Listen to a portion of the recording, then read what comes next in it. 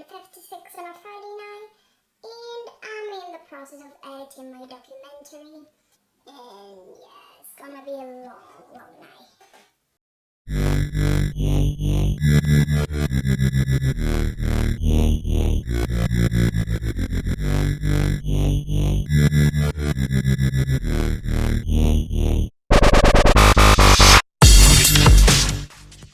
I had many ideas for my documentary, but I chose this one because I think art is really important and I think it represents the ultimate human expression.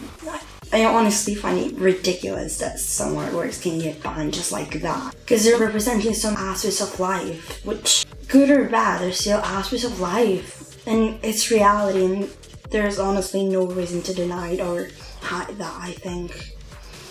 I first had the idea when I saw people's event on Facebook, because I realized that this was something that I actually wanted to talk about, but I still kind of didn't know if it was actually possible until I went to the exhibition at Brewdog, and so I started looking up more content online, which is how I got to know about Dane.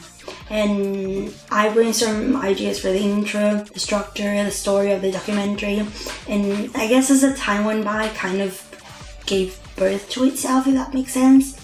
I wanted to have a documentary that would tell a story, but since my view on censorship is pretty strong, I couldn't refrain from giving it a solid direction, so to say. So I would say that it's expository, because in most parts I just let the people in it talk and explain their story.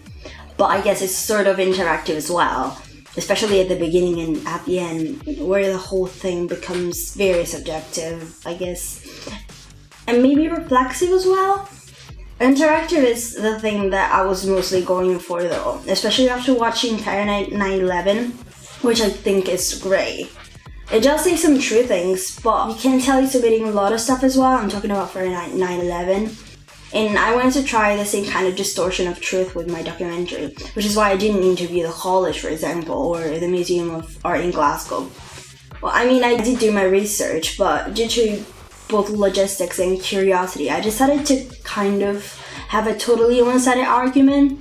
And I think it's important to show that, because as true as the story someone says may sound, you should always check what the counterpart has to say.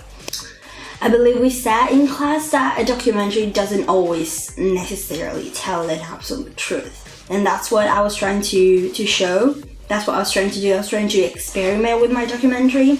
And I guess I agree with Tim Hetherington when he says that a documentary is technically a made-up story. Because I could see firsthand that the final product is mostly due to my editing abilities. Like, for example, there were some things that my interview said that clashed with the general direction I was going for. Like when they said that censorship was right sometimes, so I cut that off, and that kind of shows how this sort of realities can come out, even if in this sort of production, which is supposed to be true. For the questions, I decided to ask everyone more or less the same ones, because I wanted to prove a point that censorship is stupid and it's useless, and naturally all of them agreed with me, or at least it looks like they did, which strengthened my point. Plus, I wanted to have a varied opinion and stuff, not just one point of view on the same concept, so I asked them over and over again.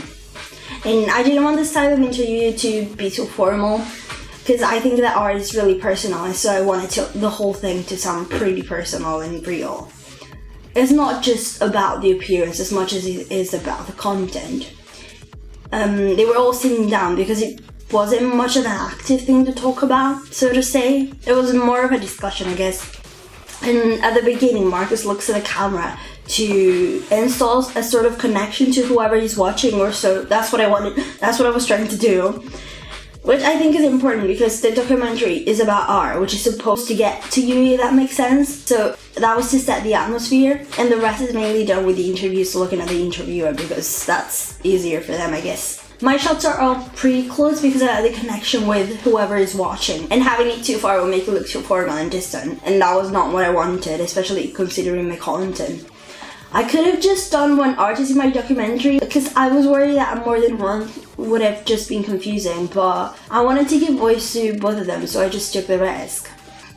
I think one of the challenges of this project was definitely learning how to use Final Cut 7. Although after a while it did become easier and I realized it's even better, especially with the 2 screens that you can see. In the end, it was a really fun project to do.